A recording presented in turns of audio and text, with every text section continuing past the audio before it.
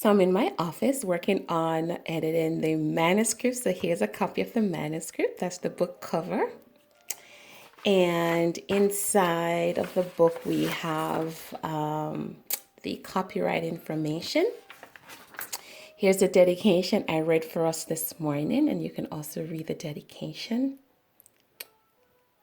This is the dedication. The book is dedicated to women who've survived abuse. You've survived the soul-crushing reality, pain, and impact of abuse, whether it was emotional, spiritual, sexual, and you can read on and on. And my encouragement to us in this dedication is to be strong. You survived the trauma.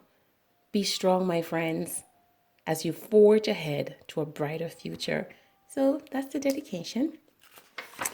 Then the next section is about the book, what really the book entails. I give you a little bit about the book. And then the acknowledgement.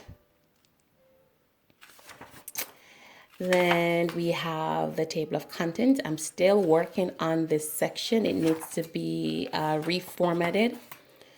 So there are 8 chapters in this book. Then we get to the welcome section of the book.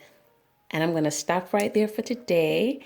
And then I'll share a little bit more with us later on in the week, next week. Okay? Alrighty, bye.